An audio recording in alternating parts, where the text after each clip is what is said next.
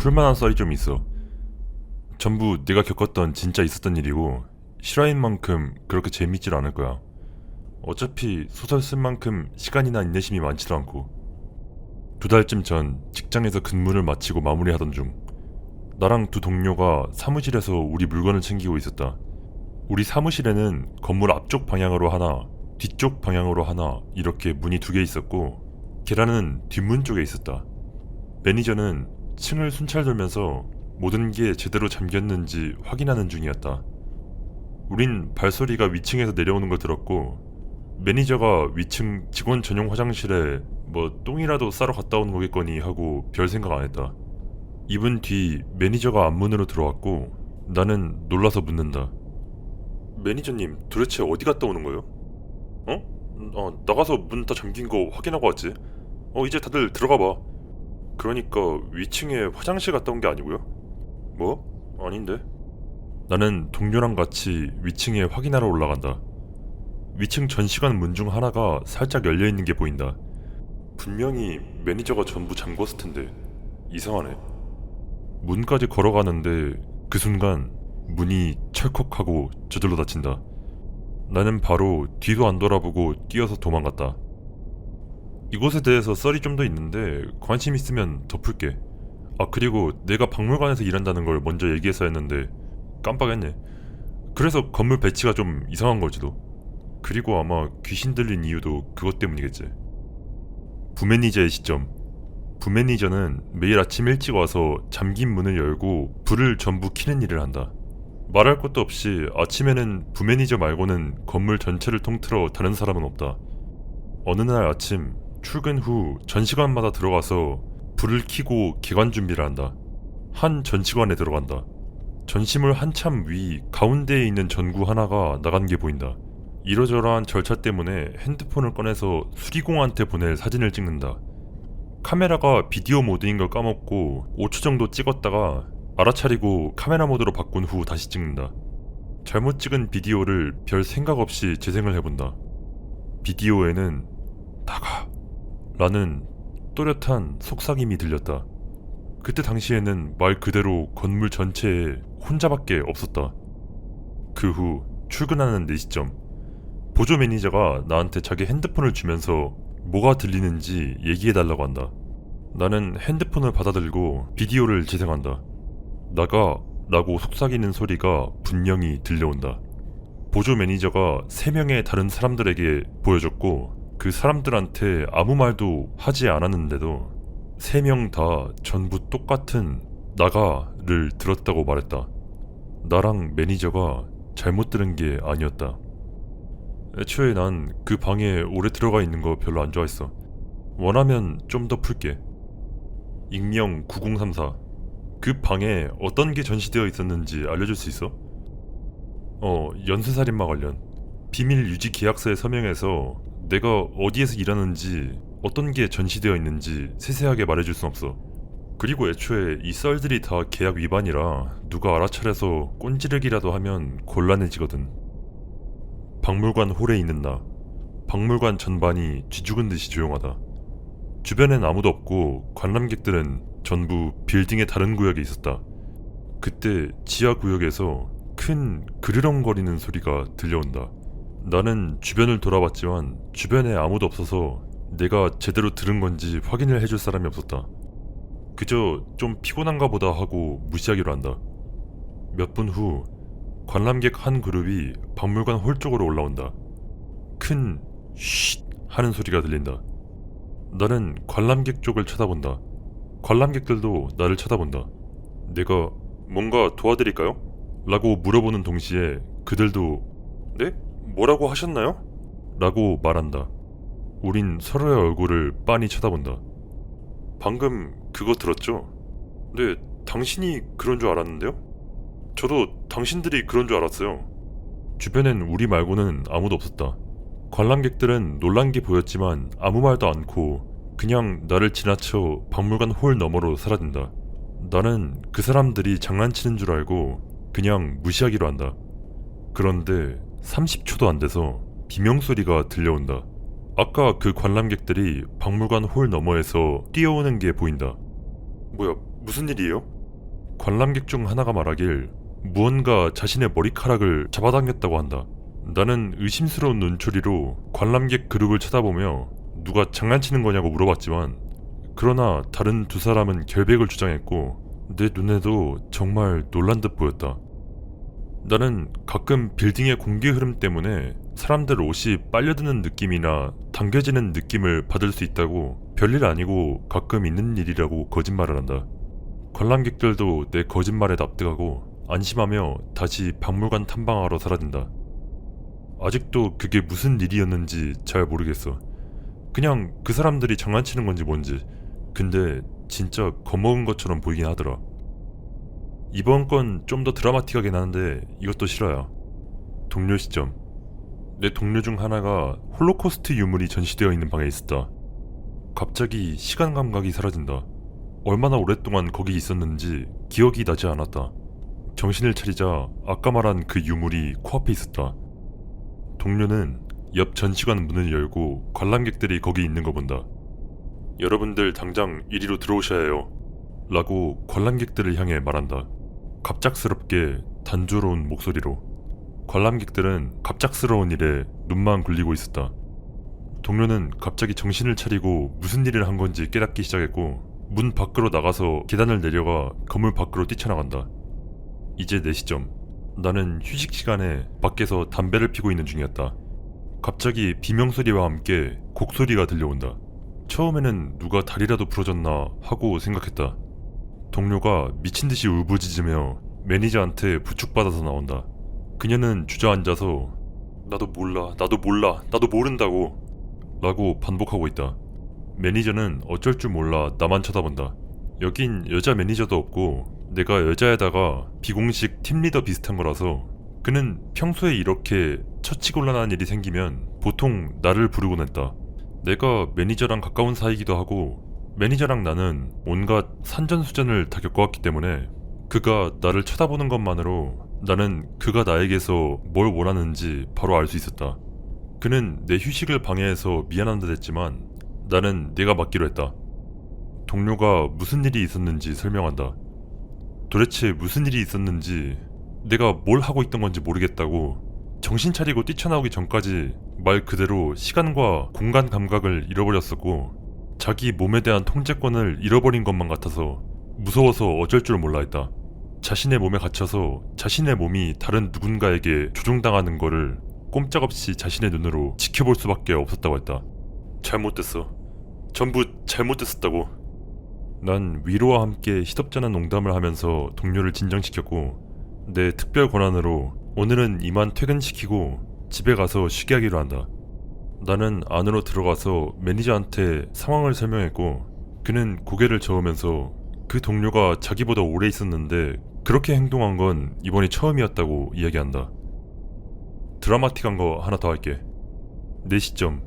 나는 아까 말한 홀로코스트 유물이 전시된 곳 근처에 있었다. 전시관 안에서 뭔가 부서지는 소리가 들려온다.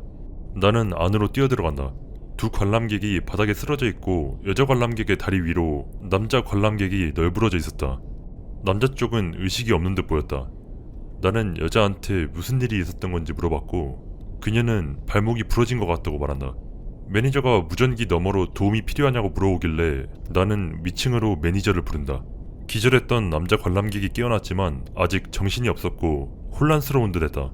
내가 여자 관람객이 고통 때문에 토하지 않도록 계속 말을 거는 동안 매니저가 남자 관람객이랑 대화를 시도했다. 여자 관람객은 무슨 일이 일어난 건지 잘 모르겠다고 하며 유물을 보고 있던 도중에 남자가 기절하더니 자기 위로 넘어졌다고 했다. 매니저는 뒷세계에서 일을 했었던 전적 덕분에 사람이 취했는지 약을 했는지 딱 보면 알 수 있었는데 하지만 이 남자는 그래 보이진 않는다고 이야기했다. 경비 부장도 계단을 올라온다. 매니저와 경비가 여자 관람객을 부축해서 계단 아래로 내려갔고 이들이 부부 사이라는 걸 알게 되었다. 남편은 건물 밖으로 부축해서 나가자마자 정신이 돌아왔다. 무슨 일이 일어난 건지 모르겠다고 주장하며 기억나는 건 바닥에 쓰러졌다는 것 뿐이라고 심지어 밖으로 나올 때까지의 기억도 없었다고 했다. 그는 눈에 띄게 겁먹어 보였고 술을 마시거나 지병이 있는 것도 아니었다고 말했다. 내 눈에도 그는 확실히 제정신으로 보였고 매니저도 이에 동의했다. 매니저가 그를 보내기로 했고 그는 부인을 병원으로 데려갔다. 다음날 부인이 도와줘서 고맙다는 내용의 이메일을 보내왔고 자기는 다리에 뼈가 몇 군데 부러졌다고 했지만 의사들은 남편한테서 아무런 문제도 찾지 못했다고 전해주었다. 2달 후 부부가 박물관으로 돌아왔다. 부인은 아직도 깁스를 하고 있었다. 그녀가 말하길 그때 그게 뭐였던 간에 이제 마주할 때가 되었다고 했다. 그러더니 그 전시관으로 들어갔다가 나온다. 오늘은 느낌이 좀 다르네요. 좀 덜 화가 난 느낌이에요. 익명 9779. 도대체 그게 뭔 유물이야? 만약 그게 사람을 진짜 아프게 만들 정도의 힘이 있다면 뭔가 독성이 있는 재질로 만들어졌지 않았을까? 그 왜 라듐이나 이런 것처럼. 미안, 그건 대답 못해. 비밀 유지 계약 때문에. 내가 말할 수 있는 건 유물은 밀봉된 케이스에 들어있고 그 밖으로 차폐벽이 한층 더 둘러싸고 있다는 것뿐이야. 하지만 난 그게 방사능이나 그런 것 때문은 아니라고 봐. 그 유물에 관련해서 풀 이야기가 몇 개 더 있긴 한데 흥미있는 사람이 있으면 풀게. 내 시점 아마 저번 달이었다. 매니저가 감기에 걸렸고 보조 매니저는 오전 근무만 하기 때문에 밤에는 내가 매니저 대리를 했다. 매니저는 아픈 와중에도 책임감 때문인지 출근은 했었고 덕분에 나는 내 일은 기본이고 매니저 일까지 떠하는 와중에 그가 자기 토사물에 질식하진 않는지 살펴야 했다. 동료가 무전으로 매니저를 부르면서 이상 행동을 하는 손님이 있다고 했다. 내가 다른 일을 하는 동안 매니저가 나가서 해결하려 했고 당연하게도 전혀 도움이 되지 않았기에 결국 내가 올라갔다. 관람객이 계단에 앉아 있었다. 나는 동료한테 무슨 일이 있었는지 물어본다. 동료가 말하길 여자 관람객 한 명이 홀로코스트 전시관을 나와서 계단을 내려간 다음에 갑자기 뒷걸음질로 다시 계단을 올라가기 시작했다고 한다. 관람객은 어떨 땐 머리, 어떨 땐 팔, 어떨 땐 손을 불규칙적으로 움찔거리고 있었다. 매니저가 나한테 평범한 질문 몇 가지 해보라고 하고 비척거리며 사무실로 돌아가면서 핸드폰으로 박물관장한테 상황 보고를 했다. 나는 관람객한테 발작 같은 병력이 있는지 여기 오기 전에 뭔가 약이라도 한 건지 응급조치를 해야 하니까 솔직하게 말해달라고 한다. 그녀는 반응이 없었고 그녀의 남자친구가 옆에서 그녀는 약도 한 적 없고 병력도 없었다고 주장했다. 한편 박물관장은 사정을 듣더니 펄쩍 뛰면서 매니저한테 여기서 죽으면 내가 책임져야 하니까 어서 내보내 라는 취지의 문자를 보내왔고 매니저는 나한테 그 여자를 내보내라고 했다. 남자친구가 여자를 부축해서 밖으로 데리고 나갔고 그녀는 나갈 때까지 계속 움찔거리고 있었다. 밖으로 나가자마자 움찔거리는 건 멈췄지만 아직 정신없어 보이긴 마찬가지였다. 나는 박물관 부지 밖으로 내보내기 위해 근처 인도까지 유도한다. 여자는 그제서야 마침내 입을 열었고 지쳤다고 말했다. 나는 길 아래 세븐일레븐을 가리키면서 거기서 뭐라도 마시라고 했고 그들은 이내 그 방향으로 떠났다. 난 아직도 그때 그 여자한테 무슨 일이 일어났던 건지 모른다. 이 유물 관련해서는 이제 2개 정도 남았어.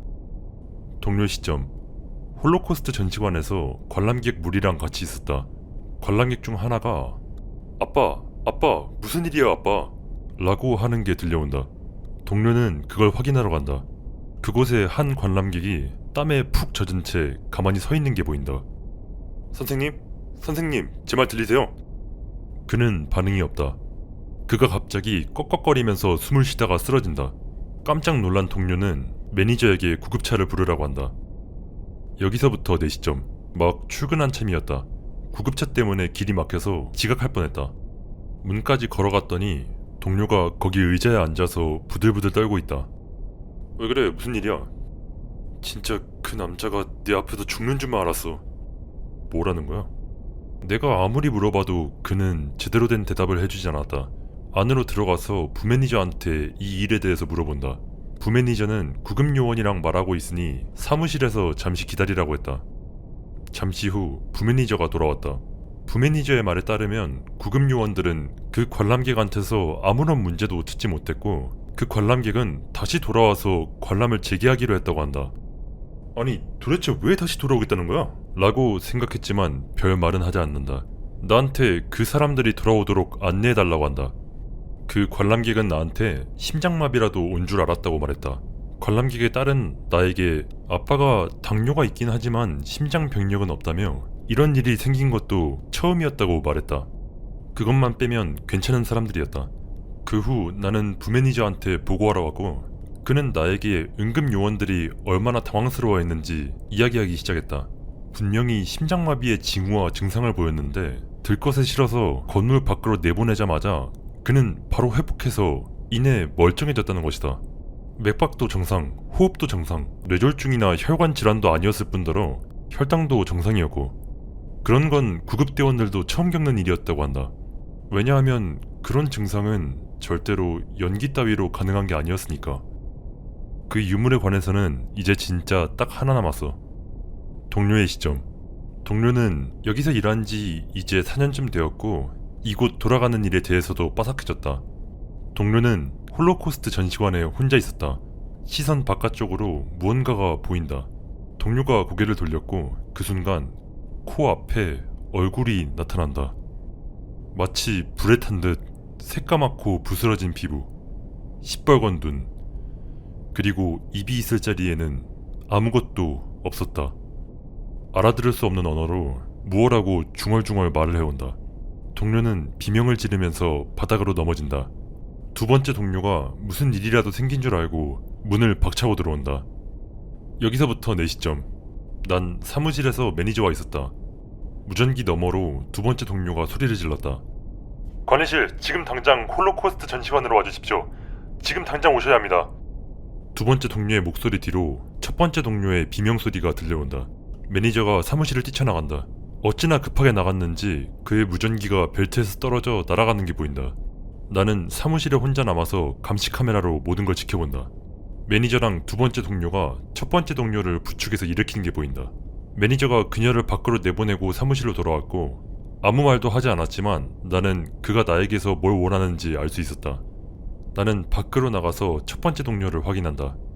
그녀는 거의 울부짖듯이 울고 있었다. 그녀가 나에게 무슨 일이 있었는지 말했고 입도 없는 그것이 자신에게 말을 해왔다며 공포에 질려 있었다. 도대체 입이 없는데 어떻게 말을 하냐고요? 그게 대체 나한테 뭘 원하는 거죠? 나는 일단 그녀를 집으로 보낸다. 사무실로 돌아와 매니저와 얘기했고 그의 의견을 물었다. 무신론자인 그는 그저 어깨를 으쓱하며 뭐 헛거라도 본 거 아닐까? 내일이면 괜찮아지겠지 뭐 라고 말했다. 그 후 부매니저가 좀 조사를 해봤고 유물의 전 주인이랑 연락이 닿았다. 부매니저는 전 주인에게 그 유물을 가지고 있었을 때 뭔가 이상한 현상이라도 일어난 적 있었는지 물어봤고 부매니저가 첫 번째 동료가 보았다 했던 그것의 얼굴에 대해서 한마디도 하지 않았음에도 불구하고 전 주인은 그것의 얼굴을 정확하게 묘사했다고 한다. 매니저는 침착했지만 나랑 동료는 겁을 먹었다. 그 후 동료는 다시는 그 전시관에 혼자 들어가려 하지 않았다. 걘 아직도 거기서 일하고 있긴 해. 익명 2669. 이야, 으스스하구만. 나도 한번 가보고 싶은데 막상 와보면 좀 실망할 거야. 내가 아까 말했듯이 내 동료들도 여기서 저런 일을 겪기 전까진 몇 년 동안 멀쩡히 일했었거든. 그 전까진 아무 일도 없었어. 나도 여기에 2년쯤 있었고 여기에 푼 썰들도 그 2년의 기간 동안 있었던 일을 전부 모은 거니까. 평소엔 아무 일도 없고 그냥 평범한 박물관이야. 내가 평소에 겪는 거라곤 직장에서의 내 매니저도 아니고 그렇다고 일반 직원도 아닌 그런 특별한 내 포지션 때문에 오는 스트레스가 전부니까. 하지만 바로 그 특별한 포지션이 이 오만 사건들을 특등석에서 관람할 수 있게 해주기도 하지. 나는 숲에 갔었다. 나는 하이킹을 좋아하고 캠핑을 사랑한다. 나는 세상을 향해 다 지나까 잡수라 하고 일주일, 2주일 동안 사라지는 게 너무 좋다. 그래서 나는 캠핑, 하이킹을 간다. 제일 가까운 도로는 80km는 떨어져 있고 절대로 트레일을 따라가지 않는 그 정도 레벨의 하이킹을. 나는 야생동물 대비책으로 권총을 한 자루 들고 다닌다. 어느 날 숲속을 걷는데 동물들이 나에게서 거리를 두는 걸 느낀다. 뭐 깊은 숲에서는 흔한 일이었다. 야생동물은 원래 사람을 무서워하니까. 하지만 이게 점점 이상해지기 시작한다. 이틀 동안 사슴이나 사슴의 흔적 같은 것도 본 적이 없었다. 사냥꾼도 얼마 없는 깊은 숲이라 이상한 일이었다. 이틀 동안 주머니쥐나 라쿤 같은 작고 영리한 동물들을 본 적이 없었다. 하루 종일 다람쥐를 본 적이 없었다. 30분 동안 새가 지저귀는 소리를 들은 적이 없었다. 이제 벌레 울음소리도 들리지 않기 시작한다. 내가 아닌 무언가에 동물들이 겁을 먹고 있었다. 굉장히 깊은 숲속이었기 때문에 다른 사람일 가능성은 낮았다. 그리고 인간들은 이 깨끗하고 아름다운 숲에 반드시 지들만의 유니크한 흔적을 남기기 마련이라 숲속에서 주변에 누군가가 있다면 나는 반드시 알아챌 수 있었다. 이건 사람이 아닌 다른 무언가였다. 포식자 같은 무언가가 내 주변에 있는 게 분명했다. 나는 주변에서 들려오는 소리를 놓치지 않기 위해 발소리를 죽이고 천천히 걷기 시작한다. 70m쯤 떨어진 곳에서 무엇인가 움직인다. 곰이라기엔 너무 작았고, 그리고 곰은 이런 식으로 다른 새나 벌레들을 겁먹게 하진 않는다. 그것이 움직일 때 주변 나뭇가지가 흔들리는 정도를 보니 사람이나 사슴 같은 중간 크기의 동물인 듯 했다. 그놈은 나랑 같은 방향으로 향하고 있었다. 내가 왼쪽으로 가면 왼쪽으로 향하고 내가 오른쪽으로 가면 오른쪽으로 향했다. 나는 그놈을 유도해서 나랑 그놈 사이에 커다란 바위들을 끼게 만들었다. 그놈은 바위를 넘어서 나를 따라왔다. 사슴은 아닌 게 확실했다. 사슴은 피식자기에 커다란 돌을 넘는 것처럼 몸을 드러낼 수 있는 행동은 피하기 마련이었다. 그렇다고 사람도 아니었다. 올림픽 국가대표가 아닌 이상 바위를 기어오르는 건 보통 일이 아닐 터였다. 이놈은 포식자가 분명했다. 그리고 그놈은 이 방향으로 가는 유일한 사냥감, 즉 나를 노리고 있었다. 내가 있는 지역에서는 사실상 전부 멸종된 거나 다름없었기에 퓨마나 늑대일 일도 없었다. 이놈이 뭔지는 몰라도 내 오른쪽 뒤에서 나랑 70m쯤 거리를 유지하며 나를 따라오고 있었다. 내가 바로 이런 상황을 대비해서 총을 가져왔지. 권총을 꺼내 장전한다. 개활지를 약 1000m쯤 앞두고 비교적 평탄한 지역에 도달한다. 내가 개활지에 도착하면 이놈은 나를 공격해올 게 분명했다.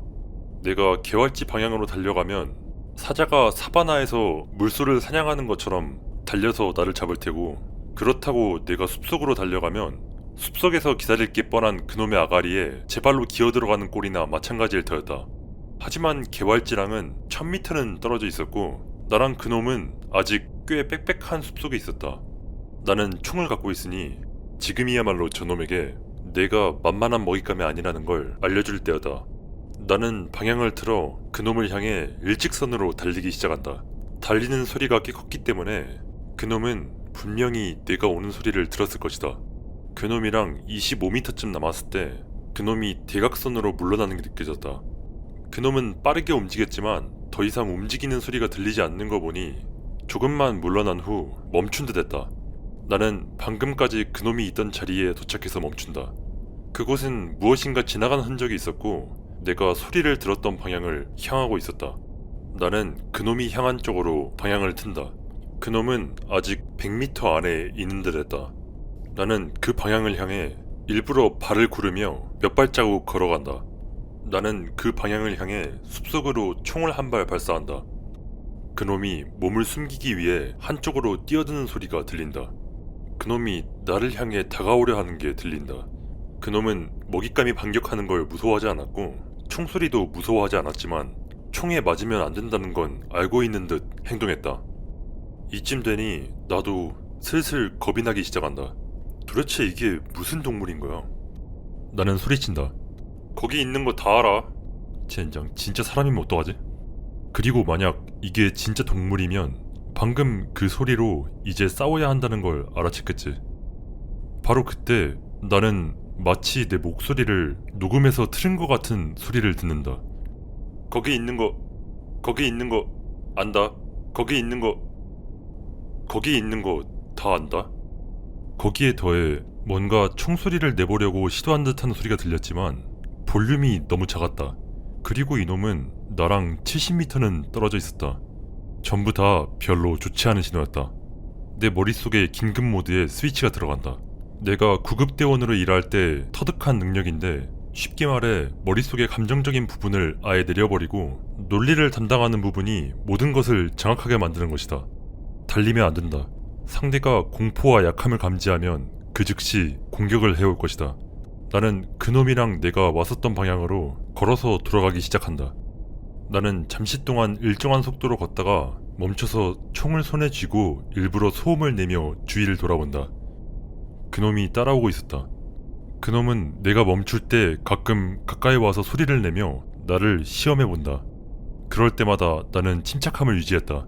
아까 말했듯이 나에게서 공포나 혼란을 느끼면 기회라고 생각하고 달려들 테니까. 우린 한나절 동안이나 이 눈치 게임을 계속했고 해가 지기 시작하자 나를 시험해보는 빈도가 늘어나기 시작했다. 나는 아직 문명이랑 30km는 넘게 떨어져 있었고 내가 출발했던 곳에서는 걸어서 이틀은 걸리는 거리였다. 내가 경찰용 손전등을 가져왔기에 망정이지. 이 손전등 기능이 딸린 몽둥이는 켜는데 자그마치 C배터리가 3개나 필요한 할로겐 전구가 달려있어서 그냥 말 그대로 휴대용 인공태양 같은 거였다. 내가 밤을 꼬박 새서 걸어가는 내내 그놈은 내 손전등 불빛 바깥 나랑 10에서 20m 정도 떨어진 곳에서 나를 계속 따라왔다. 다시 해가 올라왔는데도 그놈은 아직도 근처에 있었다. 나는 일직선으로 하루 밤낮을 꼬박 걸어서 내가 차를 세워둔 구역까지 향하고 있었다. 그놈은 나에게서 50m 정도 떨어진 곳에 머물렀다. 아직도 난 그놈을 한 번도 보지 못했지만 그놈이 따라다니는 소리는 계속 들어왔다. 그놈은 시간이 지날수록 점점 대담해져 더 자주 나를 시험해보기 시작했다. 그놈이 내가 아직도 경계 중인지 확인해보기 위해 가까이 올 때마다 나뭇잎과 수풀이 움직이는 게 보인다. 나는 그놈이 시험을 걸어올 때마다 자리에 멈춰서 그놈 방향을 바라보며 아직 경계 중이란 걸 알게 했다. 그날 늦은 오후 해 지기 전 나는 내 차를 세워둔 구역에 도착한다. 그놈은 아직도 내 근처에 있었다. 나는 그놈이 있는 방향을 바라보며 총을 조준한 채 차키를 꺼낸다. 그놈은 나랑 25에서 50m를 유지했지만 나를 중심으로 빙글빙글 돌고 있었다. 나는 소리가 들려오는 쪽으로 계속 총을 조준하고 있다. 나는 그놈한테서 단 한 번도 조준을 풀지 않은 채 내 큰 백팩을 싣고 차에 올라타는 데 성공한다. 내가 차에 올라타자마자 그놈이 모습을 드러냈고 그놈도 차가 달리는 속도는 따라잡을 수 없다는 걸 아는 듯 했다. 그러니까 마침내 모습을 드러낸 거겠지. 25m쯤 떨어진 나무 군락에서 그놈이 나왔다. 그놈은 나랑 완벽하게 똑같이 생겼었다. 심지어 내가 입고 있는 옷까지 같았다. 나랑 똑같은 카모 팬츠, 나랑 똑같은 흙 묻은 티셔츠, 나랑 똑같은 백팩, 나랑 똑같은 총. 다른 종류긴 했지만 손전등도 하나 가지고 있었다. 그리고 그놈은 나를 향해서 손을 흔들었다. 그러더니 그 자리에 그냥 서서 내가 운전해 가는 거를 지켜보았다. 나는 이제 하이킹을 가든 캠핑을 가든 AK를 한자로 들고 다닌다. 나는 사람들한테는 곰 때문에 들고 다니는 거라고 말한다. 하지만 이건 곰 때문이 아니야. 숲속에 무언가가 있어. 그게 뭔지는 몰라도 만약 내가 그놈을 다시 마주친다면 적어도 이번엔 나는 큰 총을 들고 있겠지. 뭐 내 이야기는 여기까지야. 나는 이제 무슨 총에 환장한 사람 마냥 하이킹이랑 캠핑 갈 때 AK를 꼭 챙기게 되었고 숲속에서 누군가 만날 때마다 나는 돌아가서 총을 갖고 오던가 길에서 멀리 벗어나지 말라고 말하고 다녀. 그리고 그들이 뭐 곰 같은 것 때문에요 라고 말하면 나는 그저 포식자들 때문이라고만 말할 뿐이야.